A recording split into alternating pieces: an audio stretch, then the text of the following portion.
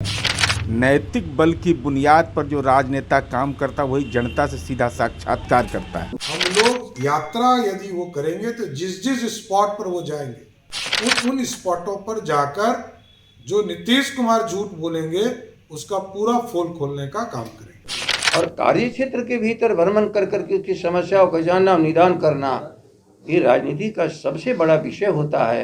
लेकिन भारतीय जनता पार्टी के नेताओं को मुख्यमंत्री नीतीश कुमार जी की यात्रा के पीछे नहीं बल्कि प्रधानमंत्री नरेंद्र मोदी जी की सभा के बाद में सभा करनी चाहिए और इस सभा का नाम देना चाहिए माफी सभा, क्योंकि प्रधानमंत्री नरेंद्र मोदी जी हर सभा में कुछ न कुछ झूठ और जुमलेबाजी जरूर करते हैं। मुख्यमंत्री नीतीश कुमार की यात्रा का कार्यक्रम सामने आ चुका है। 5 जनवरी को वो यात्रा पर निकलेंगे, तो स्वाभाविक है इस पर राजनीति भी शुरू हो गई है और राजनीतिक बयानबाजी भी शुरू हो गई है। अलग अलग दलों ने अपनी प्रतिक्रिया दी है कि इस यात्रा से क्या लाभ होगा और क्या लाभ नहीं होगा, क्या ये बेकार जाएगा या बिहार के हित में जाएगा, इस पर अपनी अलग अलग राय है। भाजपा ने भी अपनी राय दी है और सहयोगी दलों के नेताओं ने भी अपनी राय दी है। तो देखिए क्या बोल रहे हैं नेता और क्या है नीतीश कुमार के इस यात्रा के मायने। मुख्यमंत्री का पूरा कार्य क्षेत्र है और कार्य क्षेत्र के भीतर भ्रमण कर करके उसकी समस्याओं का जानना, निदान करना, ये राजनीति का सबसे बड़ा विषय होता है। इसलिए बहुत पवित्र काम करने जा रहे हैं। नित्यानंद राय बोल रहे हैं कि 17 साल से तो यात्रा कर रहे हैं। नित्यानंद राय जी कह रहे हैं कि 17 साल से तो यात्रा कर रहे हैं, क्या हुआ? कौन कहा? भाजपा के नित्यानंद राय, भाजपा के। लेकिन हम लोग को अब विश्वास है कि अब यात्रा उनकी उपयोगी होगी। इससे पहले उपयोगी नहीं थी। कमाल है, यदि यात्रा उपयोगी हो गई होती तो फिर यात्रा की जरूरत नहीं पड़ती। नीतीश कुमार जी यदि यात्रा करते हैं, बिहार की यात्रा जो उनकी आदत रही है, यात्रा करते हैं तो हम लोग भी उनके यात्रा के पीछे चलेंगे और उनके चीज़ों को जनता के बीच में बताने का काम करेंगे, उनका पोल भी खोलेंगे तो उन्होंने विकास नहीं किया। हमारे नौजवान आज भी बेरोजगार है।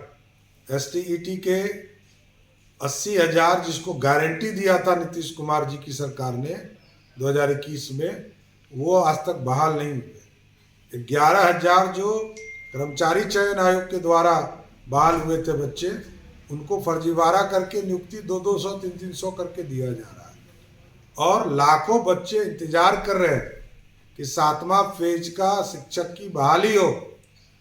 लाखों पद जो पुलिस डिपार्टमेंट में भरने हैं उसकी चिंता करनी है और इसलिए हम लोग पोल खोल में जाएंगे कि विकास के किरण यदि गांव में नहीं पहुंचा तो 17 वर्ष से मुख्यमंत्री नीतीश कुमार जी और नीतीश कुमार जी के नेतृत्व में बिहार चला तो पानी क्यों नहीं पहुंचा, खाद क्यों आज किल्लत हो रही है, लोगों के बीच में मकान क्यों नहीं मिल पाया अभी तक पक्का मकान, क्योंकि प्रधानमंत्री जी लगातार सभी राज्यों को कह रहे हैं कि जल्द से जल्द बनवाइए।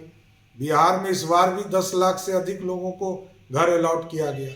तो इस परिस्थिति में हम लोग यात्रा यदि वो करेंगे तो जिस जिस स्पॉट पर वो जाएंगे उन स्पॉटों पर जाकर जो नीतीश कुमार झूठ बोलेंगे उसका पूरा पोल खोलने का काम करेंगे। माननीय मुख्यमंत्री नीतीश कुमार जी राजनेताओं की भीड़ में अलग नैतिक बल की बुनियाद पर जो राजनेता काम करता है वही जनता से सीधा साक्षात्कार करता है। लेकिन दौर बदल गया है, अब तो देश में उच्च पद पर बैठे हुए व्यक्ति मीडिया से भी सामूहिक रूप से मिलने में परहेज करते हैं। तो स्वाभाविक है तंत्र को ठीक किया जाना लोकतंत्र में चुनौती है।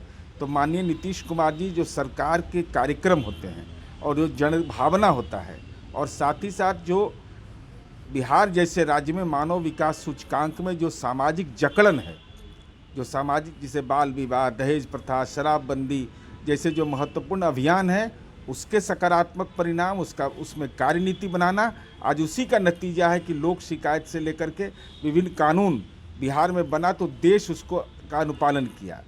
तो 2024 का लोकसभा चुनाव एक राजनीतिक दल होने के नाते जनता ही हमारी पूंजी और कार्यकर्ता हमारे संबल हैं। तो माननीय नीतीश कुमार जी के इस यात्रा से न केवल पार्टी और जनता के बीच संदेश जाता है बल्कि इस शीतलहर में जहां लोग निकलने में असहज महसूस करते हैं तो नीतीश कुमार को इस उम्र में लोग देख करके आश्चर्यचकित होते हैं कि ऐसा व्यक्ति जो स्टेट्समैन के रूप में राज्य की सेवा कर रहा हो, तो 2024 का चुनाव का नतीजा भी हमारे पक्ष में होगा, यह भी एक उम्मीद रहेगा। देखिए, भारतीय जनता पार्टी के नेताओं को मुख्यमंत्री नीतीश कुमार जी की यात्रा के पीछे नहीं बल्कि प्रधानमंत्री नरेंद्र मोदी जी की सभा के बाद में सभा करनी चाहिए और उस सभा का नाम देना चाहिए माफी सभा।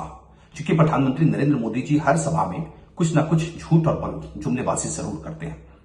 2014 के लोकसभा चुनाव के दौरान भी प्रधानमंत्री नरेंद्र मोदी जी ने कहा था कि उनकी सरकार बनेगी तो हर साल 2 करोड़ सरकारी नौकरियां मिलेगी। मिला क्या? मोदी जी ने घोषणा किया था कि काला धन वापिस आएगा और 15-15 लाख रुपए सबके खाते में मिलेंगे। ना काला धन आया, ना 15-15 लाख रुपए आए, और ऐसी कई एक घोषणाएं करी थी जो आज तक जमीन पर नहीं उतरी है।